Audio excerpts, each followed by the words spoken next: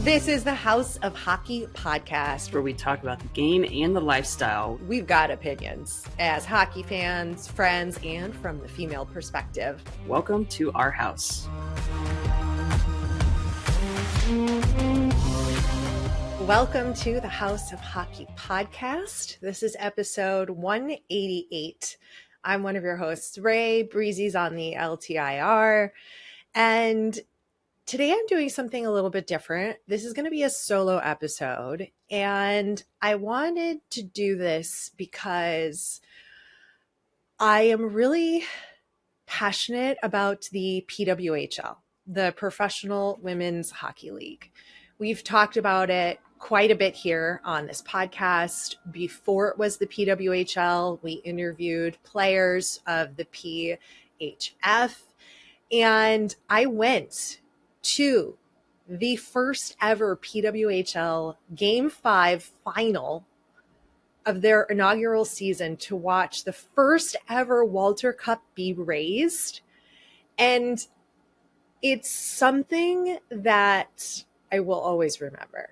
And the odds of being able to actually see the Stanley Cup, for instance, be raised at a game, those odds are so low for fans like us.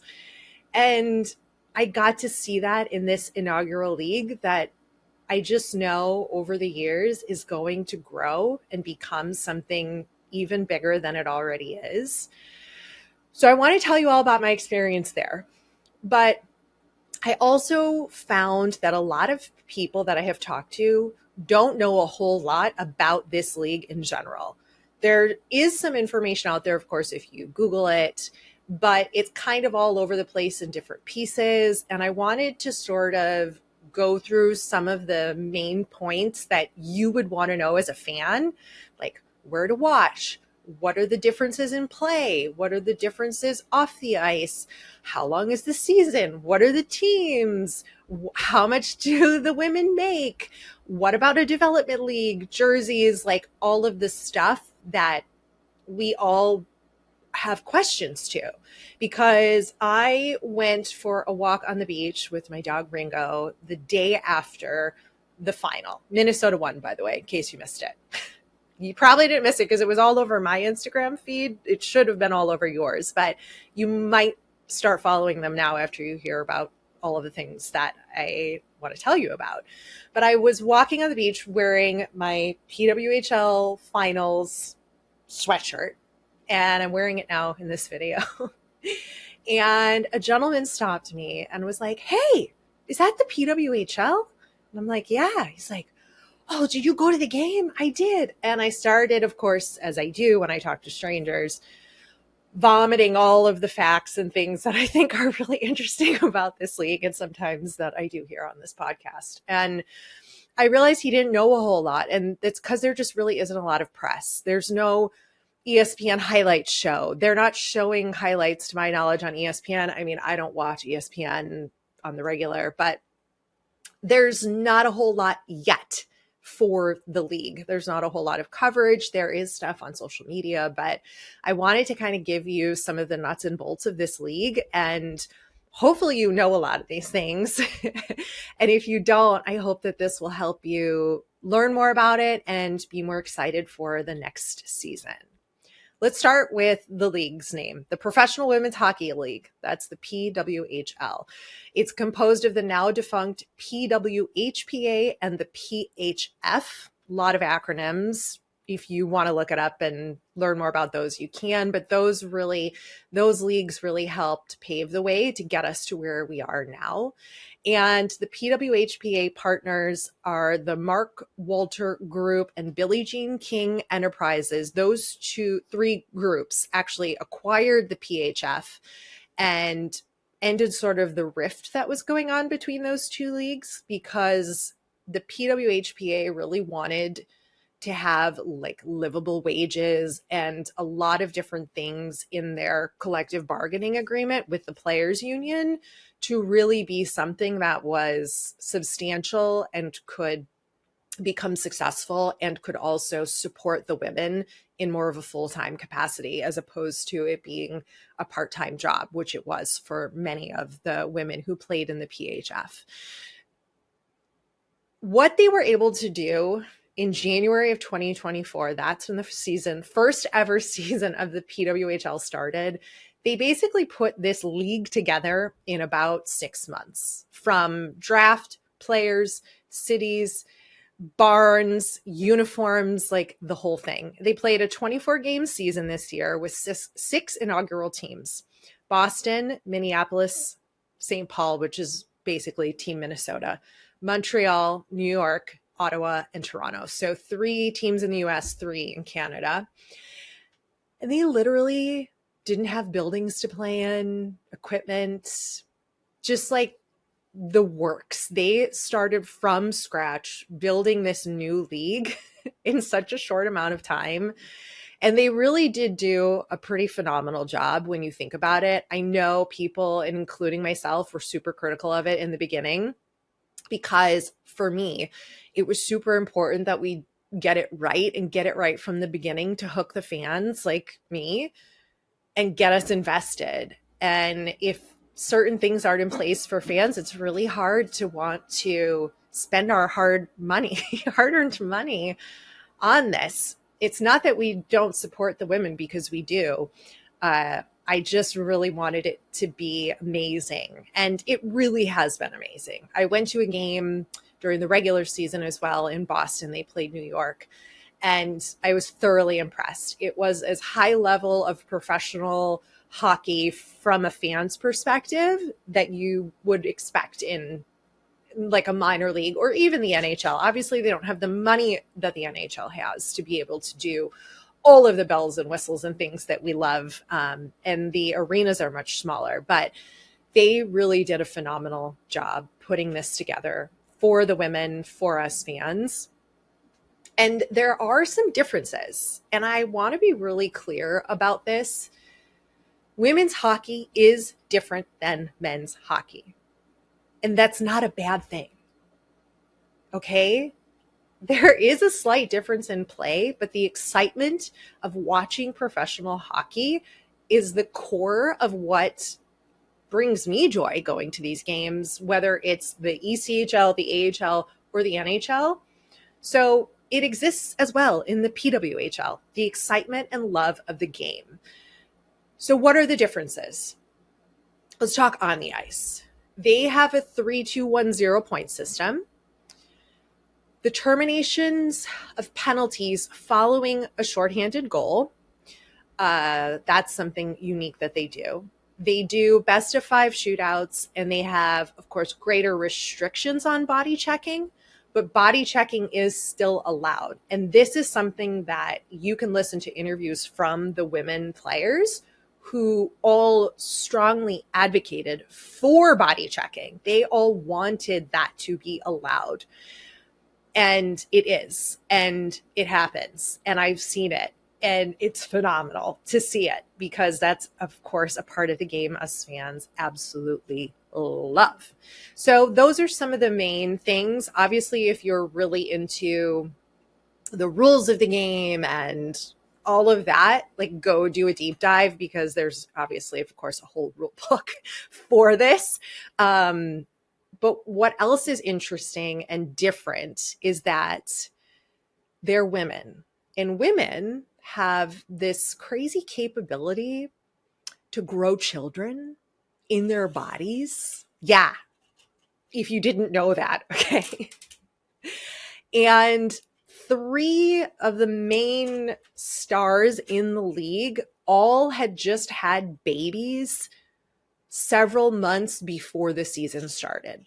And I have this on authority from Kendall Coyne Schofield's husband, who I spoke to at the final, because I wanted to know if this was true. And it's true. They can have a nanny on the road with them to help the players, who are moms also, take care of the kids up to a year old. So the people with newborns, the women players with newborns, can have a nanny on the team trip with them on the away games, at the home games. And this was actually something that the league decided to do, not even the players. The league was like, we have to do this for Kendall Coyne Schofield and Spooner. Like, we need to be able to, like, how are you going to ask them to go on the road without their newborn child who needs their mother in a lot of different ways, both physically, of course, and then emotionally? And I think this is the wave of the future with a lot of the professional sports, in allowing this to be part of the team and part of what it is, because we are different. Women are different. I don't see why this also couldn't be put in the NHL. Like, why can't the men be fathers as well on the road? I don't see why that couldn't be something that could happen. Like, babies need their parents and the moms, of course, need help, and so do the dads. Like, that's a team if you have that, right? Or the moms need their moms, or the other moms, like the part, you know what I'm saying? There are women who have female partners, and there are also women who have male partners in the PWHL. So being able to have this element is something that I think needs way more attention and press. And when I was talking to Kendall Coyne Schofield's husband, first of all, that was hilarious because I saw him and he had Drew, I think is their son's name, strapped to his chest. He can't be more than 6 months old. Okay, do the math. The league started in January. It's the end of May. Maybe 7 months. She like literally just had a baby and she's playing high level professional hockey and she won, but I digress. So I went up to her husband and I said, excuse me, are you Kendall Coyne's husband? And he's like, yeah. I said, I love your wife. I'm so grateful for her, helping make this league possible and everything she's done. And thank you for supporting her. And I'm just so grateful. And then I started asking him about the traveling with the kids on the road. And he was like, oh yeah, it's true. What other league does this? No other league does this. None. I can't name one. And I think this is such a unique element of this league and just supporting the women as people, like from a holistic point of view, from all of the elements that they bring. And I'm pretty sure Madison Packer, who plays for the New York team, also her two kids can travel with her and her wife. And you see them at the games, and I just think it's wonderful. And I'm excited to see what else this league does that sort of changes the way that the players get to be both the professional athlete and the personal human being that they are. Okay, let's talk about pay. We all know that women, especially women professional athletes, are severely underpaid. And we know all the reasons. I don't feel like that's the story I want to get into today. And it's not an argument that I want to have. It's just, I'm just going to give you some of the facts of where we're at currently with the PWHL. So they established an 8-year collective bargaining agreement with the players union. And each team has to sign at least 6 players to a minimum salary of $80,000 a season.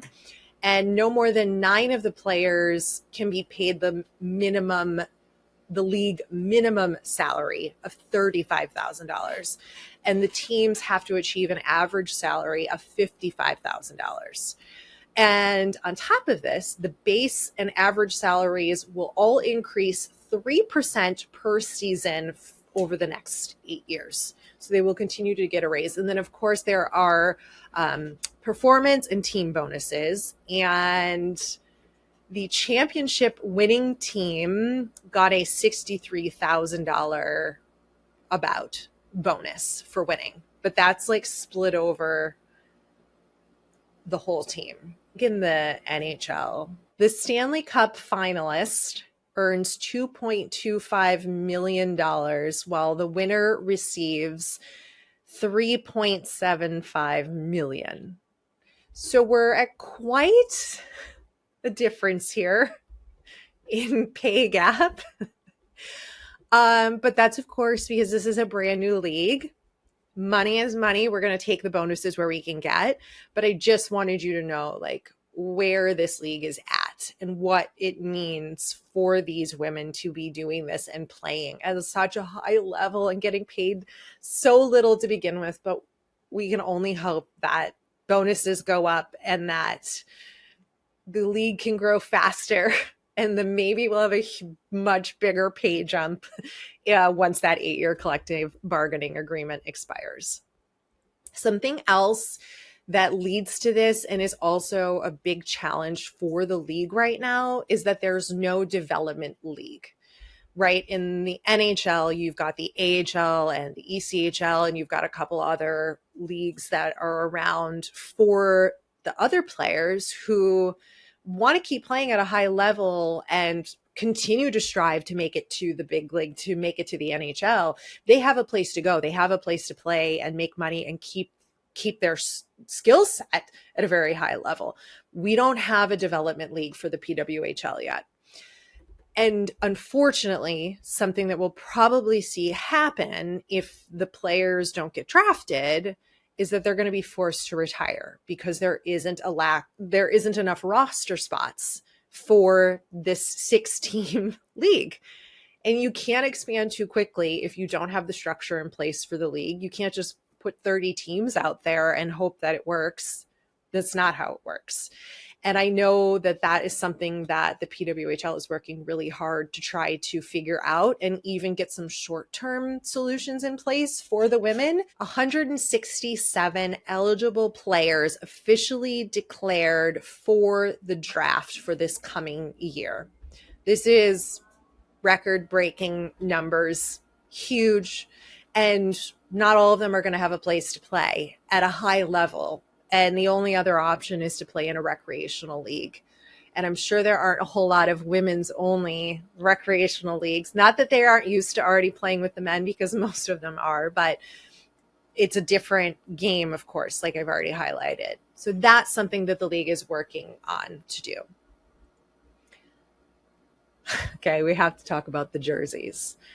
Not New Jersey, the jerseys the women are wearing. And because the league was started so quickly and they had such little time, they had filed trademarks for a bunch of names for all the teams. But I think due to a lot of fan criticism, they weren't super happy with some of the names that were chosen. And they went back to the drawing board and decided to launch the season without team names or team nicknames. And the jerseys they did debut got a lot of criticism because they're really plain. They're all the same. They have just the name of the state or the city across the front in a diagonal, and they have some different colorways. And I was super critical. I was like, this is ridiculous. We need a team name. It's your identity. It's what you cheer for. It's what the merch you want to buy. You need to have an identity to this team to be able to want to cheer for them. And I'm going to eat my words, though, because I got to tell you, the jerseys don't bother me anymore. After the season has gone through, it doesn't bother me. And knowing that we are actually getting team names and logos in August of 2024, and all of the jerseys are going to be designed by Bauer, gives me a little hope too. And that's also something really exciting. So mark your calendars, August 2024. Be ready for names and logos to be announced for the PWHL. But I think the biggest issue I had with the announcement of the jerseys initially was there really wasn't a whole lot of media and clarity on social media that these were temporary. Like, it was just like, these are the jerseys and these are the teams. And it was like, oh, forever? This is it? How long do we have this? This is what we've got? This is all we could come up with? And now that I think about it in hindsight, I'm going to be Miss Hindsight right now. I get it. And I just wish there had been a little bit more of like an asterisk or some sort of graphic that was put out there that just said that these were temporary, and we knew that after, but there was just such a little press about things like on the big scale that it was hard, and a lot of misinformation that was going around. But we got new jerseys and logos are coming in August. So, I will have an opinion about whatever those team names actually are going to be. In-game experience. I went to, like I said, a regular season game. I saw Boston at home. They play like an hour and a half away from the city, which is tough for some fans to get to. Boston traffic is pretty terrible, but they played New York, and fans were chanting. Buildings almost sold out. They play at the Tsonga Center. It's 6,000 seat arena. Good food. They had a merch booth. Fans are chanting, "Let's go Boston," all game long. They have in-arena hosts. I know Minnesota has in-arena hosts. I'm pretty sure the other teams do as well. They do the in-arena giveaways with different signed autographs and whatever smaller sponsor things that they have. I know that will only continue to increase. Hopefully one day we'll be shooting a puck at center ice to win a car in the PWHL, but they're not there yet. But they do have all the things that you expect and would hope for. And the other challenge with the in-game experience was there was a lot of limited merch. And I know from experience that I wanted a purple shirt or sweatshirt for the league color, because the league color is this purple color. And I haven't yet made a decision on like which team I'm going to be supporting, because this is a really big decision for me. And I'm an anxious person. And growing up in Chicago, my only option was the Blackhawks for the NHL. And now that I have a free reign and I can choose any team I want, it's a little overwhelming to me to be able to pick one. And just because I live close to Boston right now, I'm not so sure. But anyway, that's where my brain's at. And I'm not going to bore you with my insane thought process on that. So either way, I wanted some purple merch, and they really didn't have a lot. And they partnered with one of my favorite brands for NHL gear, Line Change. But it's much more like hip, cool, and not color identifiable. Or, of course, we have no logos or anything yet for the PWHL. So I didn't buy any of that merch because I really just wanted something that didn't just say Boston on it. I wanted something that identified, like in the traditional way, the league and the colors and stuff. So they didn't really have a whole lot of that during regular season. And when they did get it in stock, it sold out right away. But at the finals, I was able to get some purple gear, but does say finals on it, but I'm okay with that because it's got the year and the inaugural season, and I was there, so I obviously had to buy something. But I know they will be working on the merch big time for this upcoming 24-25 season. How do we watch the PWHL? What's incredible and gives no excuse to anybody not to be able to watch, is that they streamed every single game for free on YouTube. Everybody knows what YouTube is.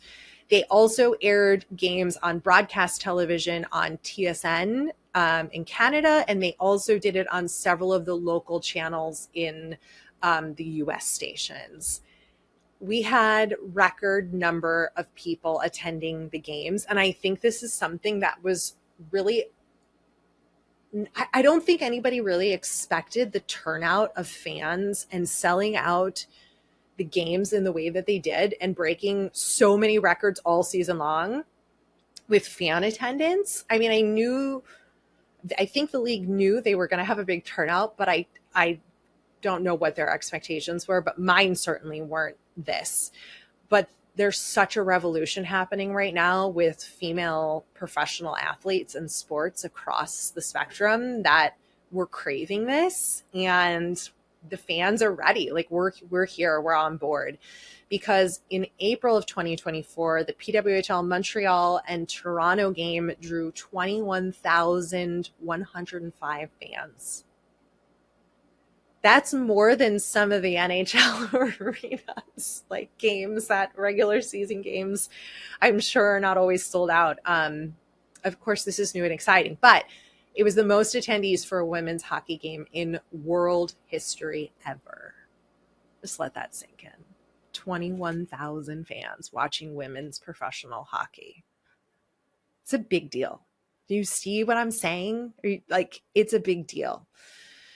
What's an even bigger deal is the NHL has the Stanley Cup. So what does the PWHL have for their championship? They have the Walter Cup.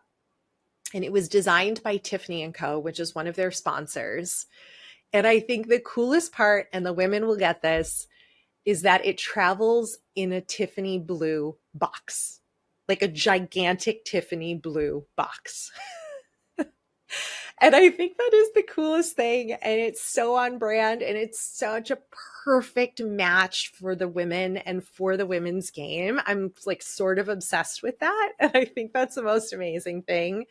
And the trophy in size, you know, we saw pictures of it and it was kind of hard to tell. Like you can see the measurements, but until you really see it in person, it is a substantial size. I mean, it definitely looks bigger than the NBA trophy. It's definitely bigger than, I think, the Lombardi trophy in the NFL. I mean, it's big. It's obviously not as big as the Stanley Cup because that's the biggest trophy on the planet, but it is big in size, like more close to size to the Stanley Cup than it is anything else. And it's beautiful. And I got to see it be raised for the first time ever in person, just like hundreds of feet away.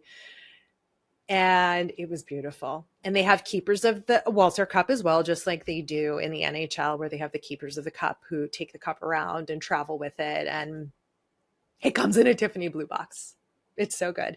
So it was named the Walter Cup for one of the founding families that I mentioned earlier who helped start the league.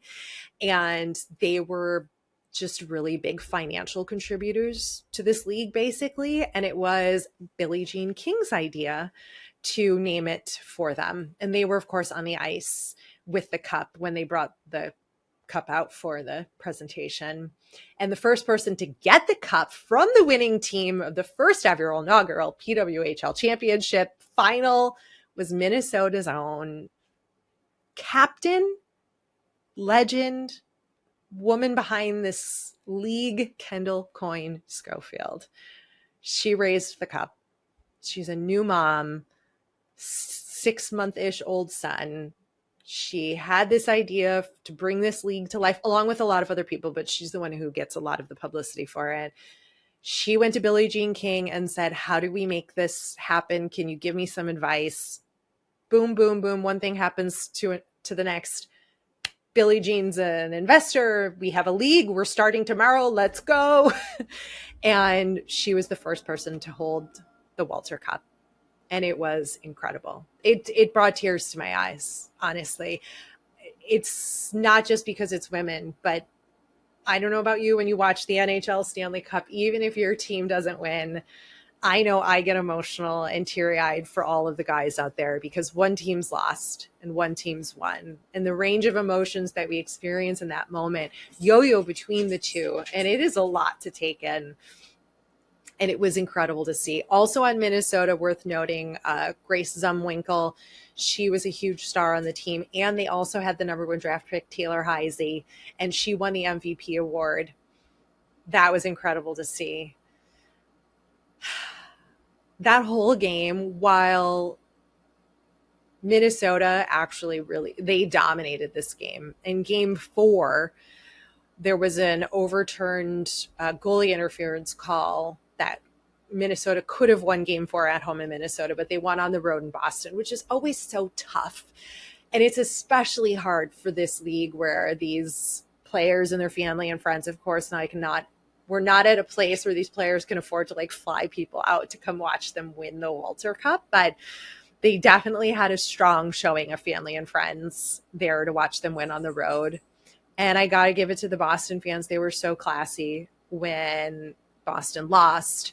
They definitely started the thank you Boston chants and chanting the goalie's name. And it was just unreal to be sitting in the stands and sitting in the lower bowl to watch the first ever Walter Cup be raised. and watch what these women have accomplished and what this league has accomplished in such a short amount of time. And I stayed for the whole thing because, this girl's not leaving. I was there early. I watched warm-ups. I got my merch. I went and talked to Kendall Coyne-Schofield's husband and Tessa Bonhomme from TSN and the Jocks and Jills podcast. And I was just on a high, and I've been recovering for several days. And so is my voice from all the cheering I was doing. But it was something that I don't think anybody will ever forget who was there. And I'm one of the luckiest and the lucky ones who get to say, oh yeah, I was there at the first ever inaugural Walter Cup finals and saw the Walter Cup be raised for the first time ever. Like, I will be telling this story until I am 85 years old in the old folks home. I'm going to be telling everybody there where I was in May of 2024. And anybody who will listen to me talk about the PWHL, they will get all of this earful that I just dropped for you, because I just am such a proponent for the talent and these women and the love of hockey and growing the sport. It's not just women. It's like being able to grow the sport that I love so much means a lot. And it's my community and it's my people. And I know it's your community and your people. And we are a rare breed hockey fans, and we have to stick together. So what's next? The draft is taking place in Minnesota in June for the next season. Teams will select 42 players, and the draft order is based on regular season standings. So New York will select first, the lowest to highest, right? So New York, Ottawa, Minnesota, Boston, Montreal, and Toronto. That's the order. And next season, we get 30 games, not 24. Venues might be changing for a couple of the teams. The league is working to try to find more permanent or at least stable homes for the teams. So expect some of those announcements. August, again, we get our logos and the new official jerseys from Bauer. I will be buying one. I will have to make a decision on supporting one team. So much for me to think about in the offseason for the PWHL.